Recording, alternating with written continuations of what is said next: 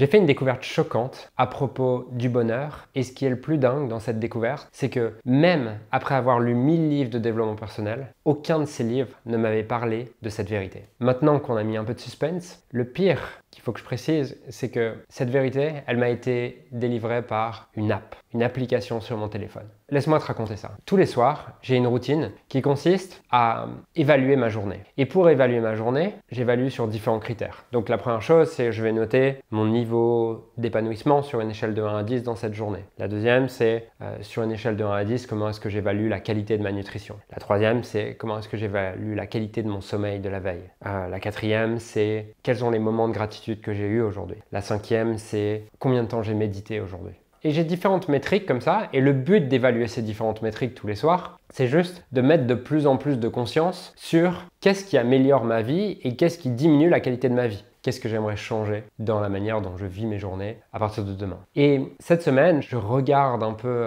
ces différentes métriques. Et il y a 3 semaines, je me rends compte que je viens de passer une journée dans laquelle j'ai été particulièrement distrait, dans laquelle j'ai eu l'impression de regarder mon téléphone toutes les 2 minutes, de rien produire de qualité. Et je finis ma journée avec un score d'épanouissement sur 10 de ma journée qui est de 4. Je suis vraiment pas satisfait de ma journée. J'ai une app sur mon téléphone qui s'appelle Opal, je crois. C'est une app qui est payante, qui te permet de créer des sessions de blocage sur ton téléphone. Donc des sessions de blocage, c'est quoi? Tout simplement, tu vas bloquer certaines apps pendant un temps donné. Et tu peux automatiser ce blocage. Et donc, moi par exemple, jusqu'à midi, aucune app de réseaux sociaux n'est disponible. Et cette app, à la fin de la journée, elle te donne un score de focus sur une échelle de 1 à 10. Ce score de focus, il représente tout simplement, c'est différentes variables à mon avis qui l'évaluent, mais en gros, ça te dit à quel point est-ce que tu as été distrait et à quel point est-ce que tu as scrollé sur ton téléphone, ouvert ton téléphone pour rien y faire et tu as été passif. Et puis, du coup, je me dis, ah tiens, ça pourrait être intéressant de rajouter dans mes métriques quotidiennes que je traque, quel a été mon score de focus de la journée. Et donc, il y a 3 semaines,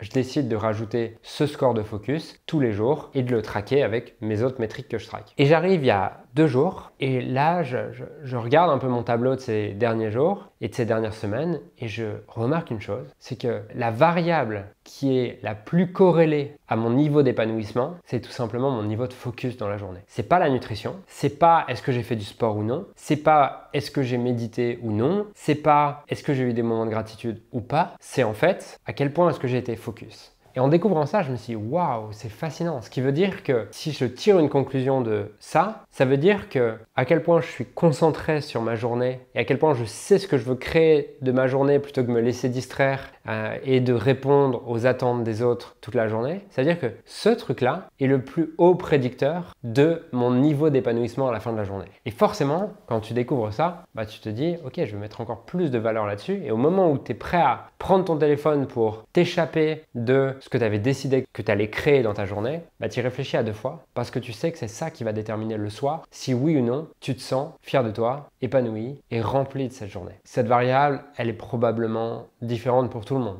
Peut-être que pour certaines personnes, ça ne serait pas le cas. Mais je ne crois pas. Je ne crois pas parce que j'ai entendu un de mes mentors, le Dr John Demartini, dire « Si tu remplis pas ta vie de challenges qui t'inspirent, alors ta vie se remplira automatiquement de challenges qui te désespèrent. » Et en fait, c'est un peu le cas. C'est-à-dire que quand tu décides le matin, voici ce que je vais créer aujourd'hui, voici ce que je vais faire, et que tu ne te laisses pas distraire par ton téléphone, par les demandes d'autres choses, et que tu n'es pas en mode réactif, mais tu es en mode voici ce que j'ai décidé, peu importe ce que tu as décidé, tu es en train de remplir ta journée de challenges qui t'inspirent. Et ces challenges, s'ils sont suffisamment motivants et ils demandent suffisamment de ressources de ta part pour être dépassés dans la journée, tu te retrouves à la fin de la journée en te disant waouh, je me sens rempli de cette journée. Et j'ai essayé d'analyser un peu comment ça se faisait que mon niveau d'épanouissement était énormément corrélé avec ce score de focus que je pouvais avoir par cette app à la fin de la journée. Ce que j'en ai déduit, c'est que premièrement, ce que ça voulait dire, si j'avais réussi à avoir un haut niveau de focus à la fin de la journée, ce que ça voulait dire, c'est que 1. J'avais été clair probablement sur ce que je voulais faire de cette journée. La deuxième chose, ça voulait aussi dire probablement que j'avais choisi des challenges qui m'inspiraient et que j'aimais. Puisque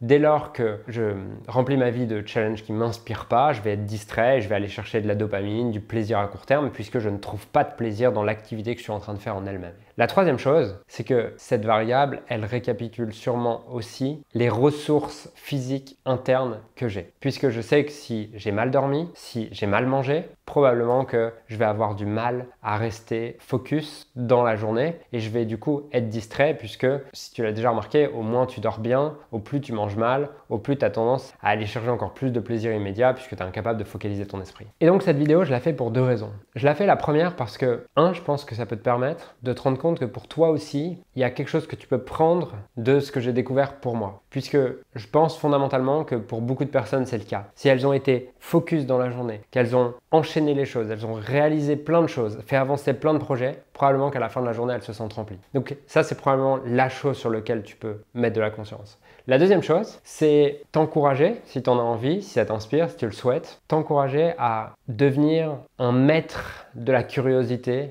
de ton propre fonctionnement. Puisque cette découverte, au-delà de la découverte, ce qui est intéressant, c'est le processus qui m'a amené là et le fait de mettre de plus en plus de conscience chaque jour sur qu'est-ce qui me rend le plus épanoui, puisque moi j'optimise ma vie pour l'épanouissement. Certaines personnes vont optimiser pour d'autres choses et chacun son système de valeurs. Moi, mon but, c'est d'optimiser ma vie pour l'épanouissement, mais je ne peux pas avoir la prétention de vouloir optimiser ma vie pour l'épanouissement si au même moment je ne mesure pas ce qui l'affecte, ce qui ne l'affecte pas et quelles sont les variables clés. Donc, la première chose, c'est toi, pourquoi tu optimises ta vie? Qu'est-ce que tu veux vraiment optimiser dans ta vie? Et deuxièmement, comment tu peux mettre en place ce genre de système dans ta vie pour devenir curieux de ce qui affecte le plus le but de ta vie? Et trois, je te laisserai faire tes propres découvertes à propos de ce qui affecte tout ça.